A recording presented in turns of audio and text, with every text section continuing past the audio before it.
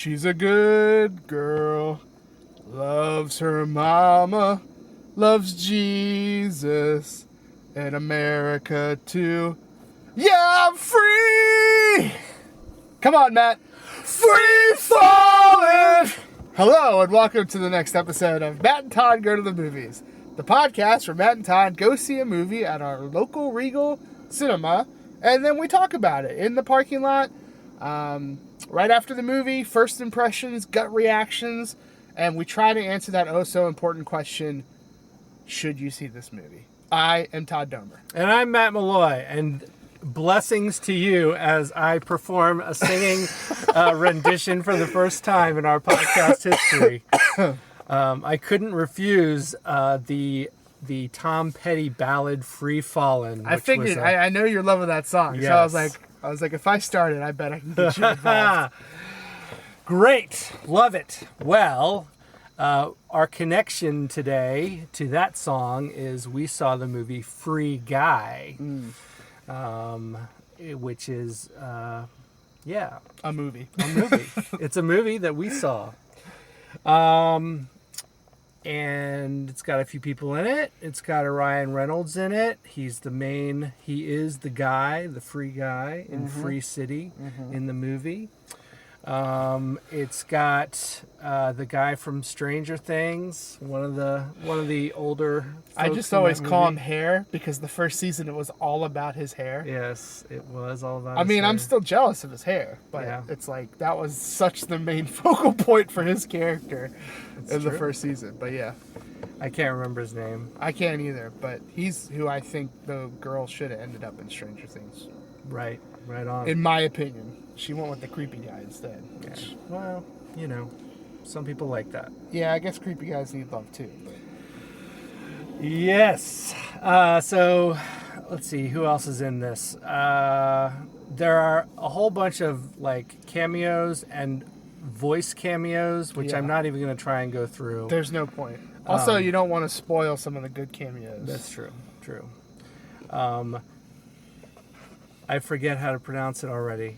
You tell me. Taika Waititi. Taika Waititi. Yes, we've tried to do a little bit better with pronunciation lately.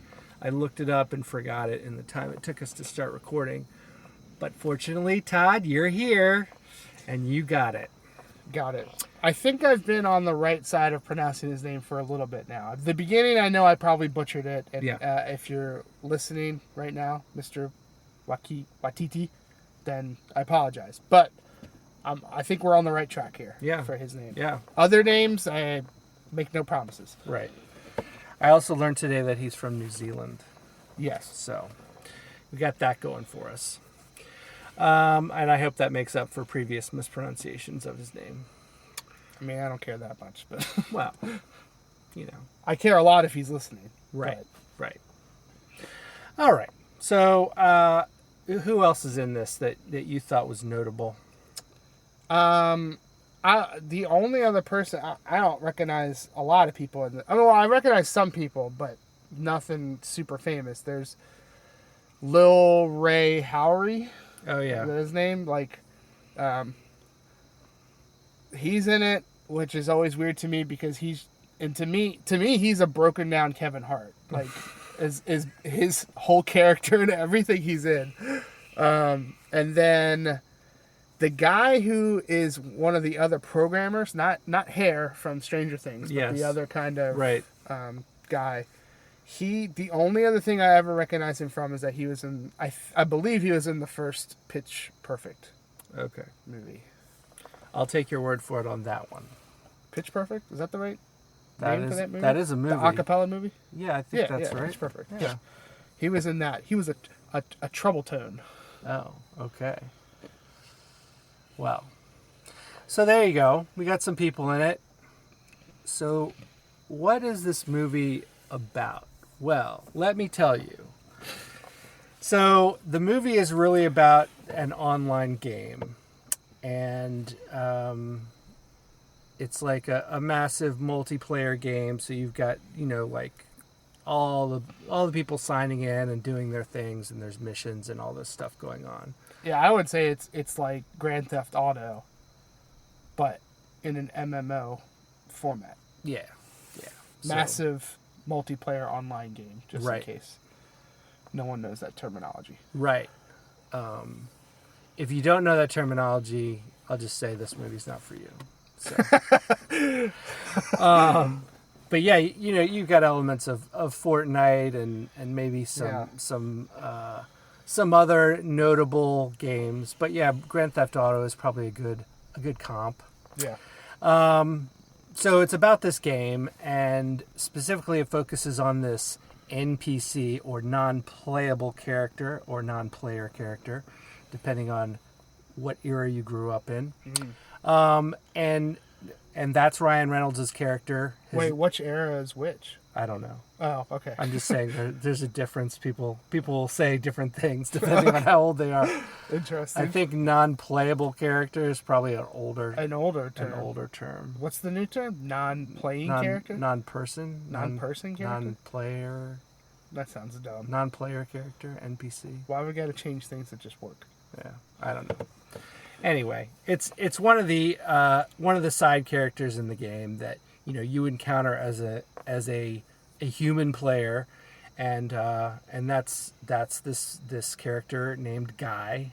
That's the guy's name, and what you experience throughout the movie is you follow him as he kind of awakens in the game and starts to do things that are off of the script that he's written with, the code that he's written with, and he meets this other player a woman player in the game, and it triggers something in him to become almost alive. And so then outside the game, we have this other story about the game itself, and there's a couple of people in the outside world who developed a game, and then they sold it to this guy played by Taika Waititi, who plays the owner of the gaming studio that runs the game in question here. Well, the new game. There's the old game that was created by the two people. And so he took their gaming code and used it and somehow embedded it inside of this other game. So it's there, and then they are trying to, at least one of them is trying to sue him to get some money out of it, to get the game back. It's not really clear exactly what she's trying to do.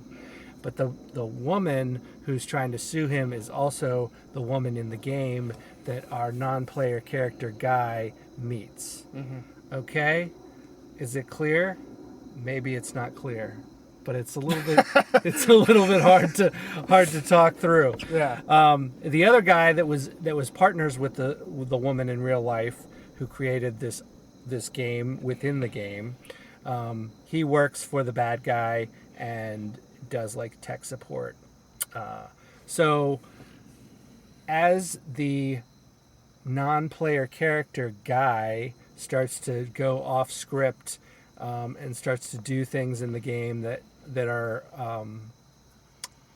not on script, people start watching and like obsessing over him. They start calling him Blue Shirt Guy because he always wears a blue shirt, and the company alternates between trying to shut him down and trying to promote him, and whatever they're trying to make money however they can, and at the same time this other woman is trying to prove that her code was stolen or that it wasn't paid for properly or something, and wants to get it back.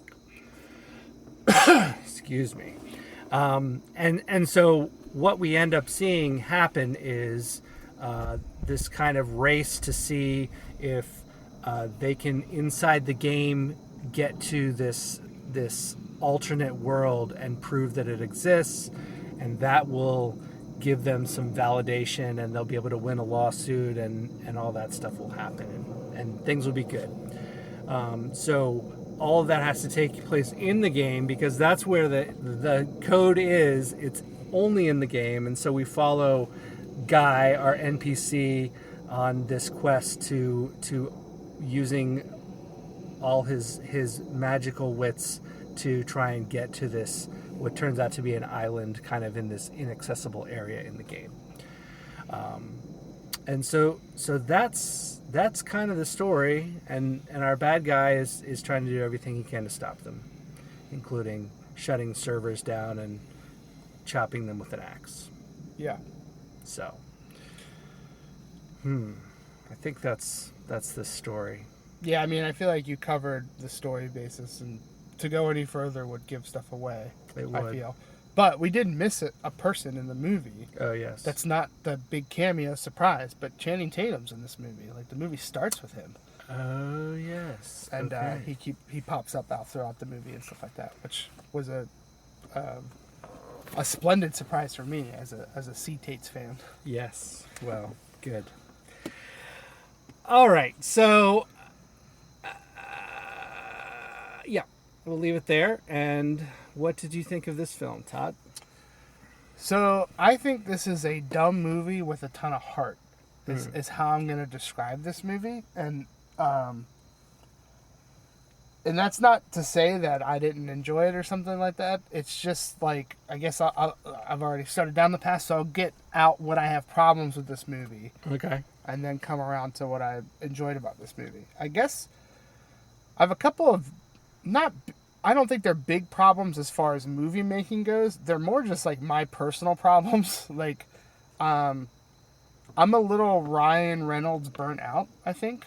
Like, okay. And in a sense that, like, I think he just does the same thing. Like, he's gotten into this groove ever since Deadpool, where it's like almost every movie he does is the same thing. Like, and there was an aspect of that before Deadpool, but now it's just like full force, witty, charming, lovable goofball. Like, and that's like the wheelhouse. And it's almost like he doesn't want to go outside the wheelhouse anymore. Like, that's his bread and butter.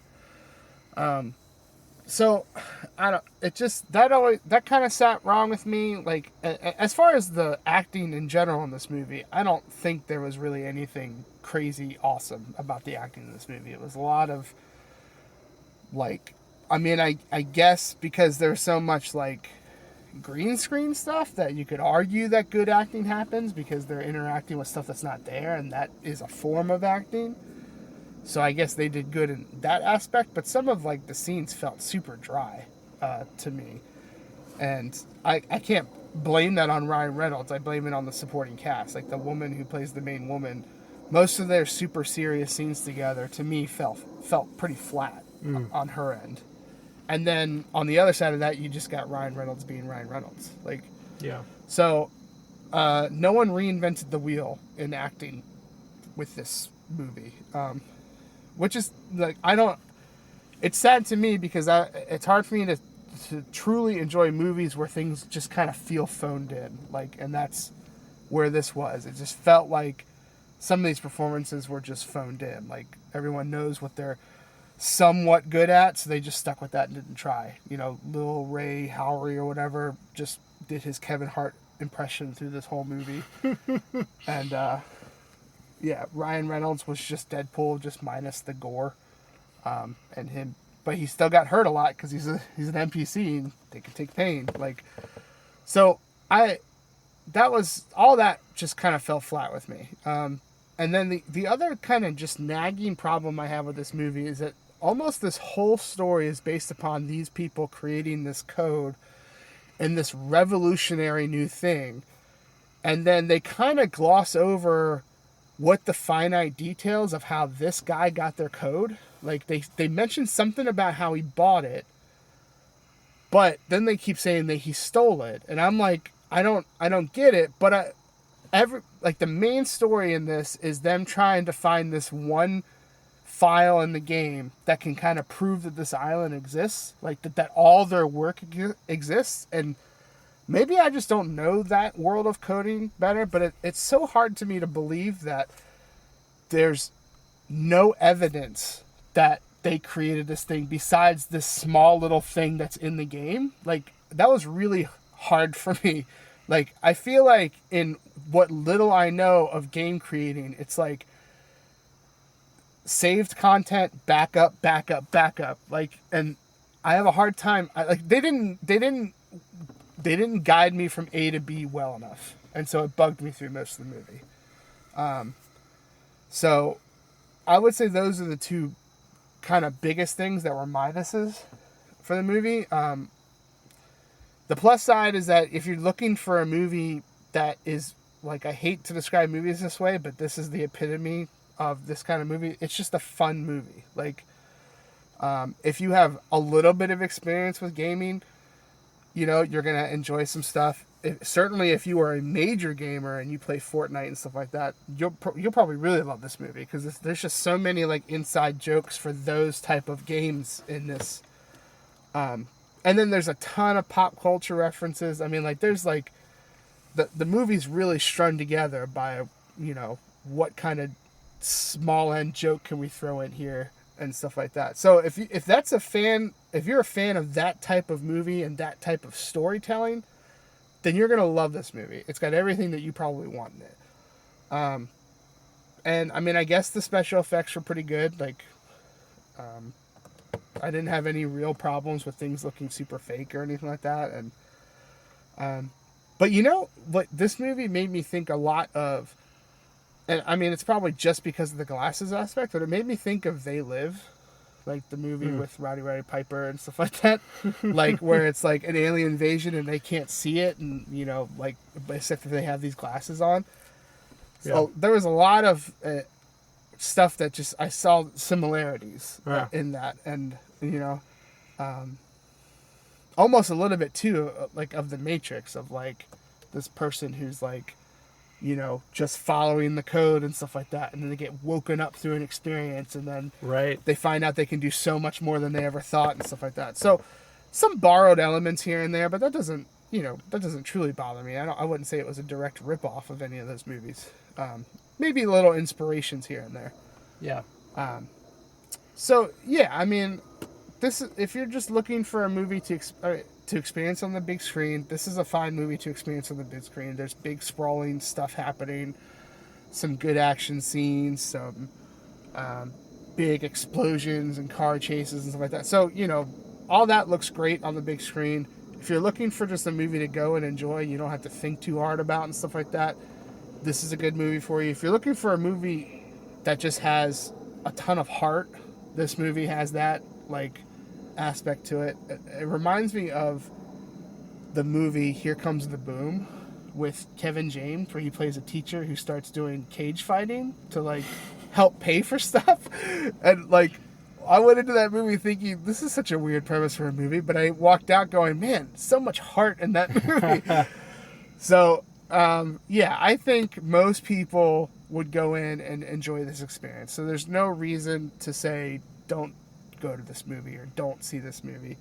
I don't even think this is an R-rated movie. I think it's like I heard one F-bomb, I think. So I think it snuck under the PG-13 radar. Yeah. None of the violence was so overly violent, like, you know, blood or gore or anything like that. So yeah, anyone of appropriate age, especially kids who are into gaming, this movie is definitely, they would probably enjoy. So that's where I'm going to end it.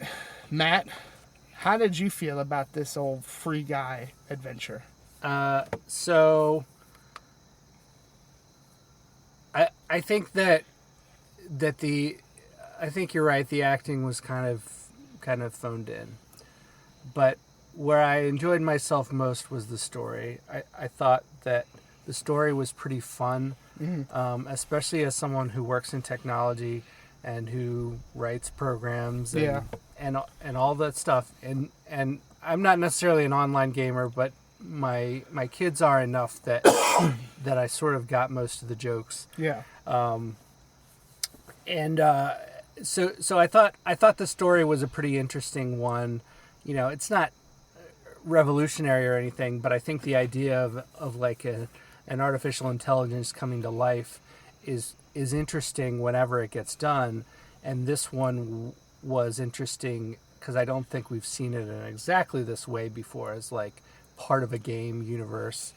I certainly don't think we've ever seen it in a movie where the artificial intelligence didn't turn bad and try to take over the world or something. So it was kind of refreshing to see that some artificial intelligence can awaken and we're not dealing with Skynet. Yes, that is true. That's kind of where this goes in this movie is the artificial intelligence wakes up and decides to be a nice guy in this world of like people basically being jerks to each other, which is a lot of what online gaming is about. Yeah. So that was kind of a nice twist. And I think you're right. There's a lot of heart to this movie. It's a nice story. There's a little romance in it also. That's kind of fun. But I don't think this movie is anything special. Yeah. I think it is, like you said, go shut your mind off, watch it, especially if you're a gamer person, online gamer. You're gonna like it. Yeah. I think. So that's the must see, people. If you're an online gamer, you're a must see for this movie. Not necessarily in theaters, although it's cool. Yeah, I mean, I think it's near the end of its run anyway. It's been out for like a month, I think, at this point. So, yeah, true. You're not going to have many more opportunities to see this in theaters. But when it rolls around to a streaming service, there you go. Pick it up. Yeah. So overall, I had a good time. I enjoyed myself. Yeah. It was a nice Thursday night viewing at the movies with four other people in the theater. Yes. With us. Yeah. So not I was surprised about. I thought we would definitely be by ourselves. This movie's been out so long. Wow. Some latecomers just like us. True story. So that's where I'll leave it. Nice. It's funny that you say stuff like, go to this movie and turn your brain off and stuff like that, because I feel like in my mind, when I entered this movie, I was like, this is what I'm going to do. But then when the movie started, I was like, wait a minute. I'm not paid to turn my mind off for a movie. Yeah, that's not what the people come for. The people come for my brutal honesty. Yes.